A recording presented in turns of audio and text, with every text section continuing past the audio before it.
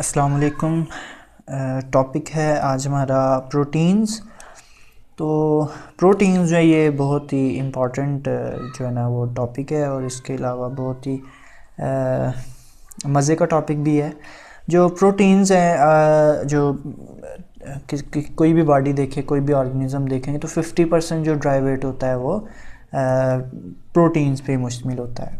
Proteins जो हैं ये अमाइनो एसिड्स से मिलके बनते हैं। कैसे बनते हैं वो मैं बाद में बात करता हूँ, लेकिन जो प्रोटीन्स हैं ये बहुत ही इम्पॉर्टेंट है। कैसे, मतलब इसके बहुत से फंक्शंस हैं। जैसे सरसरी से देख लेते हैं थोड़े थोड़े। जैसे हम कहते हैं जो प्रोटीन्स जो हैं वो स्ट्रक्चर, जो सेल का स्ट्रक्चर है वो बनाते हैं।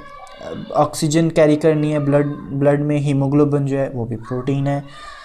इंजरी हो जाती है और उससे जो है ना खून बहता है, खून को रोकने के लिए जो आता है केमिकल, जो मतलब बॉडी उसको प्रोड्यूस करती है, वो भी प्रोटीन है।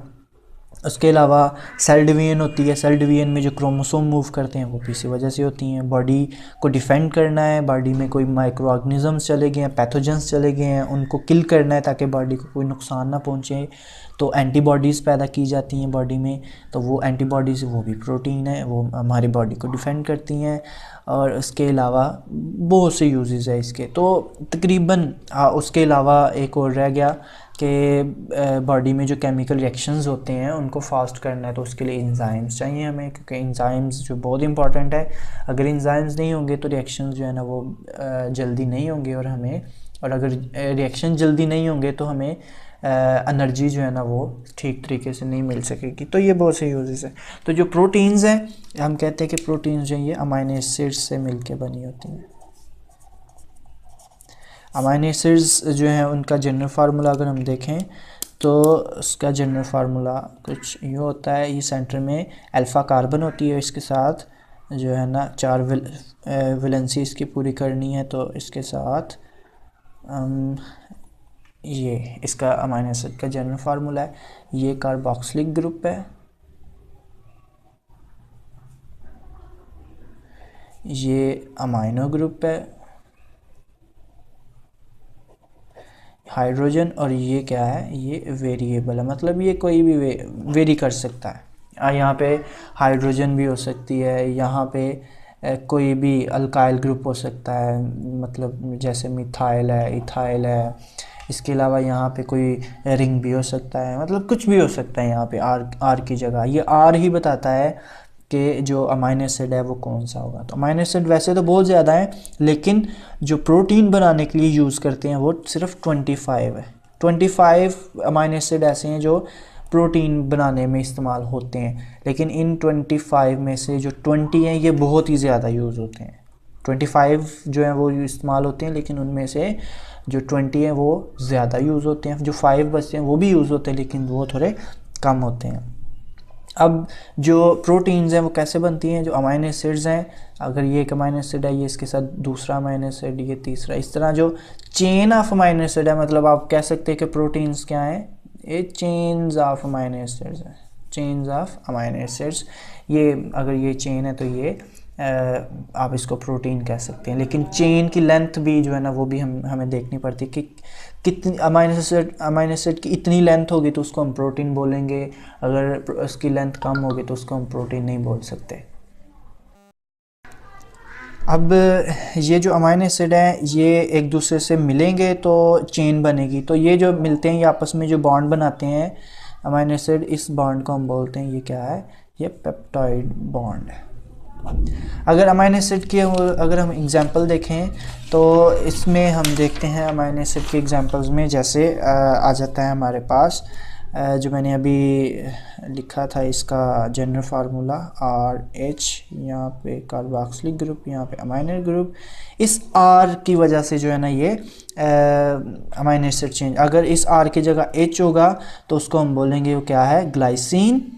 H होगा तो ग्लाइसिन, मतलब आप सारा ये उसी तरह लिखें, इस R की जगह H लिखें तो वो क्या होगा, ग्लाइसिन। चले मैं यहाँ पे लिख देता हूँ नीचे, ये मैंने R की जगह H लिख दिया, ये पहले H यहाँ पे होता है, और ये क्या है, ग्लाइसिन। और अगर इस R की जगह मिथाइल ग्रुप होगा तो उसको हम क्या बोलेंगे, ये क्या है, एलानीन। ऐसे मैं यहाँ पे लिखता हूँ,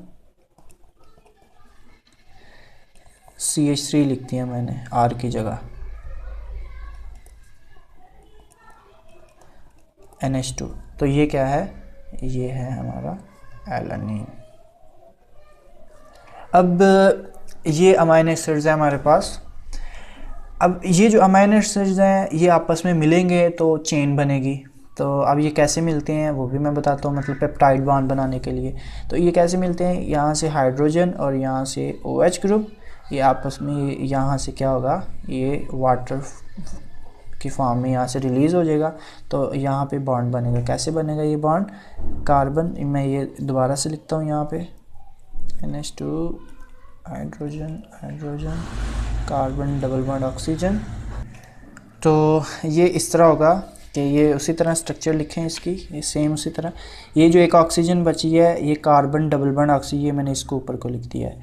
और यहाँ से OH और यहाँ से H ये रिमूव हो गया था, पीछे C डबल बॉन्ड O ऐसे लिख लिया। इधर से कार्बन का जो बॉन्ड बनता है नाइट्रोजन के साथ, ये मैंने कार्बन का नाइट्रोजन के साथ बनाया, और बाकी ये उसी तरह रहता है। ये जो बॉन्ड बना है इसको हम बोलते हैं, ये क्या है, पेप्टाइड बॉन्ड। अब कितने अमाइनो एसिड आपस में जुड़े हैं, 2।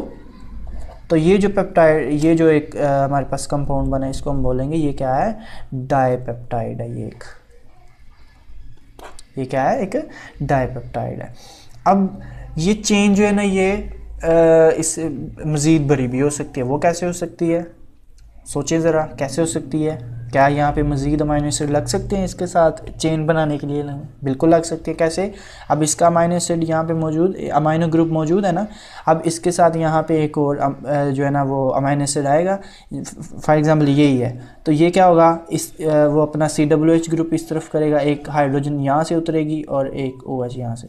अब इस तरफ क्या है, इस तरफ हमारे पास COH है, एक और अमाइनो एसिड इस तरफ आएगा, वो अपना अमाइनो ग्रुप इसकी तरफ करेगा, और अब वो उसका अमाइनो एसिड और ये जो OH है ये रिलीज़ होगा, और उससे क्या होगा कि ये चेन बढ़ती जाएगी।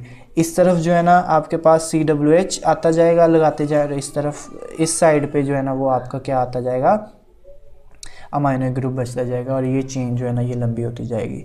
तो जब 10,000 से ज़्यादा जो है ना वो मॉलिक्यूलर वेट हो जाता है, कुछ जगह पे ऐसा लिखा होता है 10,000 अमाइनो एसिड जब आपस में मिल जाते हैं तो उसको हम क्या बोल देते हैं, वो क्या है, वो उसको प्रोटीन, उस चेन को प्रोटीन बोल देते हैं।